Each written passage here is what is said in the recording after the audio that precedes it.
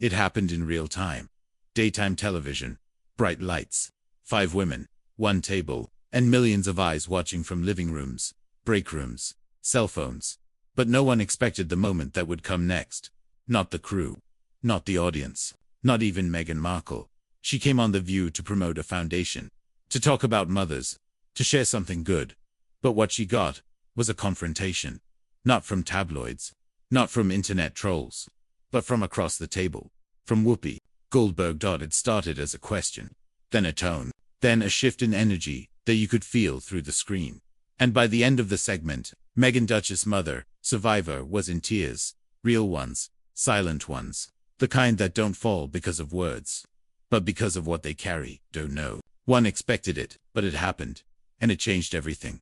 She sat between Sunny Hostin and Joy Behar. Cameras rolled. The producer signaled. And Whoopi, as moderator, began like she always did. Confident, warm, in control. Ladies and gentlemen, today we're joined by someone you've all heard about. The Duchess of Sussex, Meghan Markle. Polite applause. Meghan smiled, but her eyes, they scanned the table. Whoopi's face was polite, flat, professional, but distant. What came next would fracture that professionalism and reveal a storm that had been quietly building. It wasn't about fashion, or gossip, or royalty. It was about something deeper: resentment, representation, and a shared identity fractured by public perception. Let's be honest, Whoopi said, 5 minutes into the interview. You and Harry left the royal family saying you wanted privacy. But then came the docuseries, the podcast, the book. How do you explain that to people who feel misled? Meghan blinked. She turned her body slightly toward Whoopi, not away. I don't want privacy, she said softly. I want protection. There's a difference. The audience was quiet. She added, everything I've said publicly, I've said because silence nearly killed me. Another pause. Whoopi didn't nod, didn't soften. She leaned forward. But you do see the contradiction, right? She said. You left an institution known for control, to build a media empire that lets you control the story. Meghan smiled faintly, but there was no joy in it. My story was being told for me long before I ever opened my mouth, she replied. By people who never knew me. By people who didn't want to. The air thickened. Sunny looked uncomfortable. Joy glanced sideways, eyebrows raised. The audience watched in near silence. And Whoopi didn't blink. Let's talk about race, she said. Meghan's posture stiffened. A subtle shift, but clear. Because Whoopi continued. Some people feel you play the race card when it's convenient. That was it. The line. Even Joy whispered. Whoa. Under her breath, Meghan's lips parted. Not in shock, but in restraint. She breathed in. And then, she answered. You think I wanted to talk about racism? Her voice was trembling but steady. You think I wanted to tell the world that a member of Harry's family questioned how dark my child would be? The room went still. That I wanted to tell Oprah that I begged for mental health care and was told no? A tear formed. She blinked it back. None of this was convenient.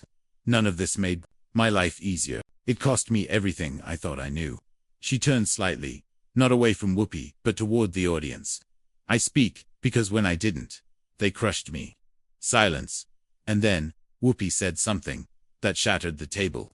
Some of us survived worse, without running to Netflix. It was a sentence made of fire. No raise in volume, no shouting, just cold steel. And in that moment, you saw it. In Meghan's eyes, the crack, the sting, the disbelief. Her voice dropped to a whisper. I didn't run. I crawled. Through suicide, through smears, through silence. And then she cried.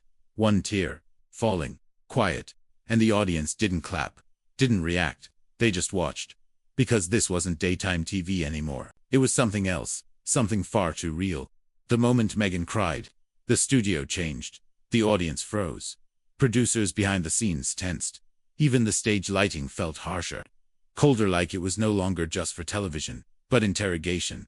Whoopi leaned back, her face unreadable, arms crossed. She didn't apologize. She didn't soften. She watched. And Meghan wiped away that tear, but didn't look down.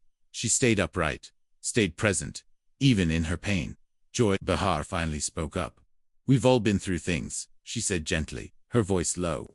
But I think what Meghan's trying to say is that being in the public eye doesn't make trauma less real. Meghan turned to her, grateful for the lifeline. But Whoopi wasn't done. You said you wanted to change the institution, she said. But how much of that was about you? About wanting the spotlight. But on your terms. A quiet gasp from the audience. Sunny Hostin visibly shifted in her chair. Meghan inhaled. When I walked into the royal family, she began, I was told I needed to be grateful. That I was lucky to be accepted. That I needed to understand the rules. Her voice tightened. But no one told me the rules were different for me. No one told me that my skin color would be a scandal. That my motherhood would be questioned. That the cost of stepping in would be erasing myself. She looked directly at Whoopi. You ask how much was about me. All of it. Because that's what trauma does. It makes survival personal. The audience was silent. Again, not bored. Just breathless. Because this wasn't acting. This wasn't scripted. This was a reckoning. Whoopi finally nodded, but slowly, almost reluctantly. People have fought for decades to be seen, she said. Some of us stayed in the fire. Didn't run. We couldn't afford to. What makes your story more important than theirs? Meghan's voice dropped again. It's not more important, she said, but it's mine. And I refuse to believe that telling my truth makes me a traitor to anyone else's. She paused, and what I survived didn't make me a hero. But staying silent would have made me a ghost. Sunny finally spoke. Sometimes the world only hears you when you break, she said softly, turning toward Meghan, and you've had to break publicly. That's a different kind of violence. Meghan nodded, tears still fresh but her voice steady. People think I cried because I was weak. I cried because I'm still healing. Joy added.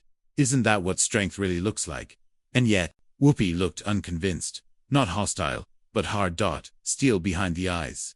She folded her hands and looked Meghan dead in the face.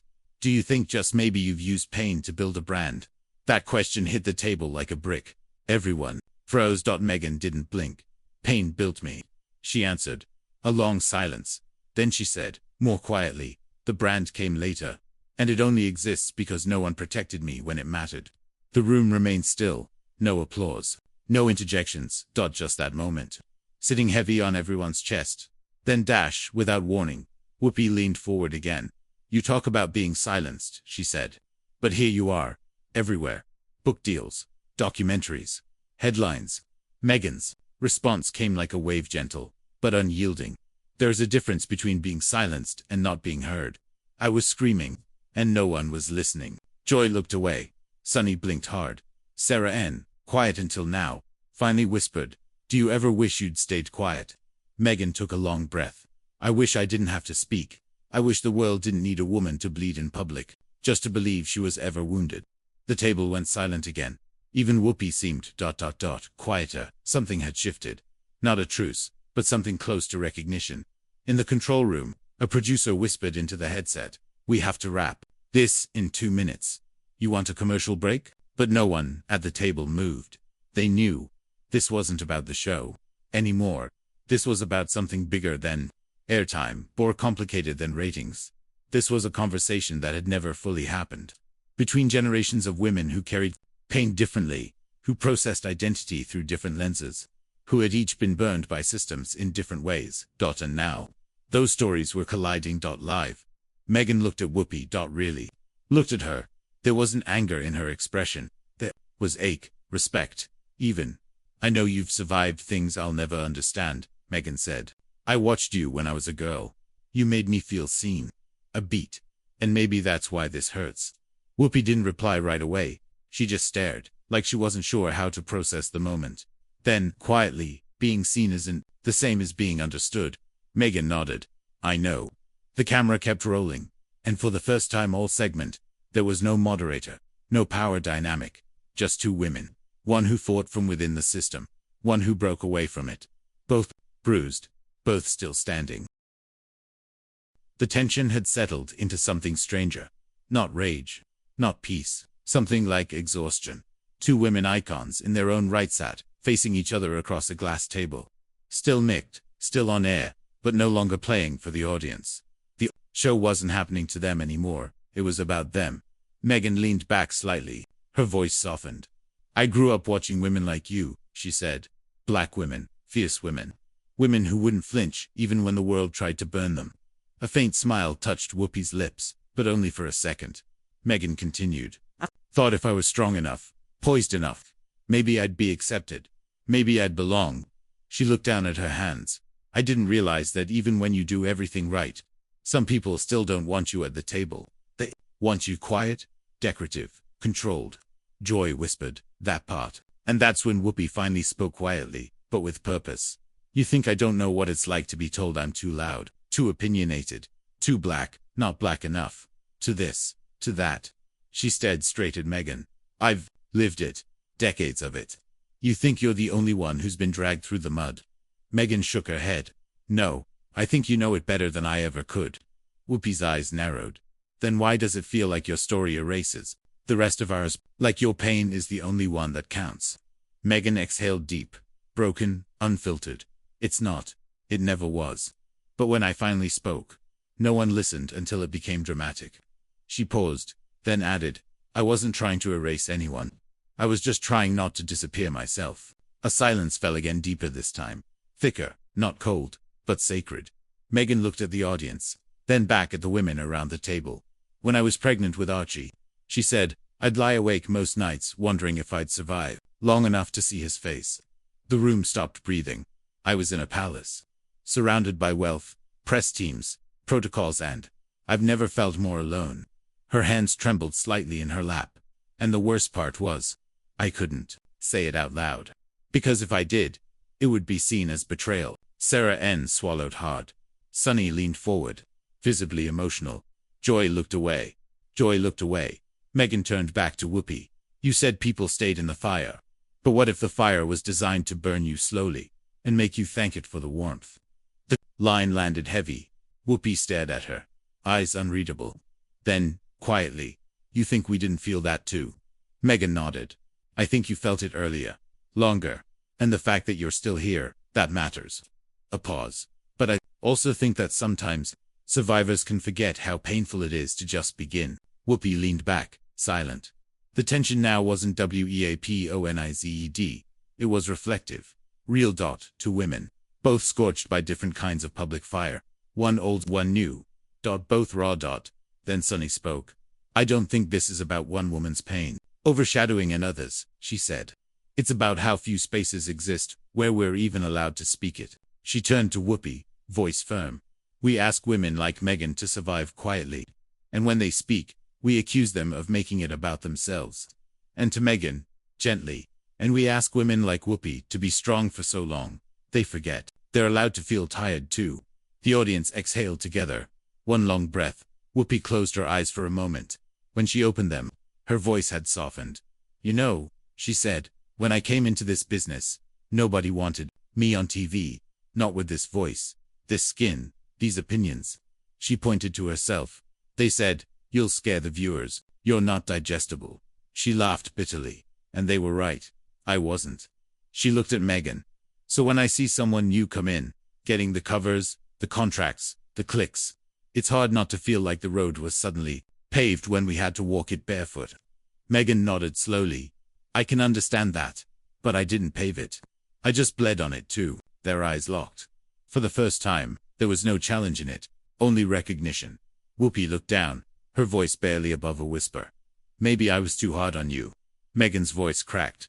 Maybe I needed someone to be. Then, after a long, almost unbearable silence, Whoopi extended her hand across the table, not as an apology, but as a bridge. Meghan took it. The room erupted, not in applause, not in cheers, but in breath. That sacred sound, when truth has finally broken through. A peace had formed, not agreement, but understanding. And sometimes, that's the most radical thing of all. The next day, the internet was on fire.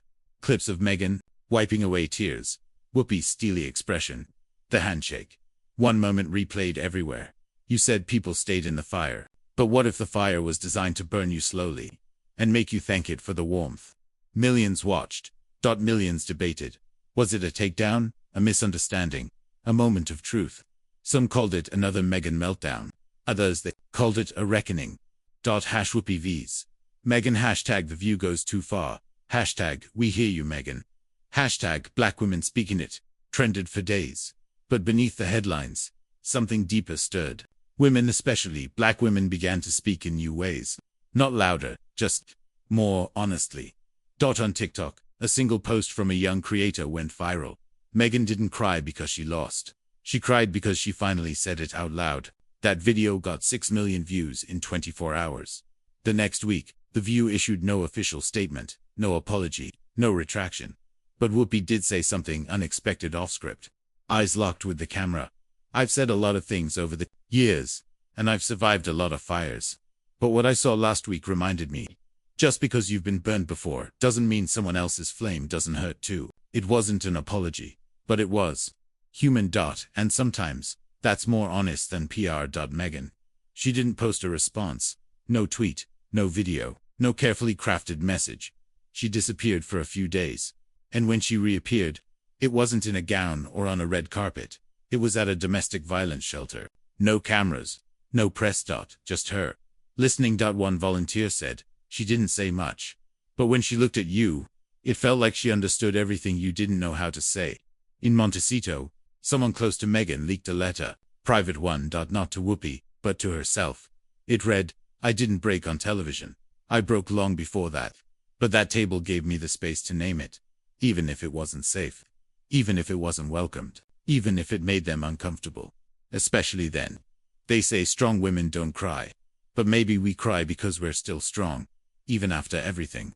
The letter wasn't confirmed, but it didn't matter. Because women saw themselves in it. Not just celebrities. Not just royals. Women who cry in silence on lunch breaks. Who scream into pillows at 3 a.m. Who stay quiet in meetings. Who get interrupted, dismissed, or told to relax. For them, Meghan's moment wasn't weakness. It was survival. Made visible. On live television. 1 month later, Whoopi and Meghan crossed paths again. On TV. But at a private gala for black women in media. No cameras. No stage. Just a quiet photo.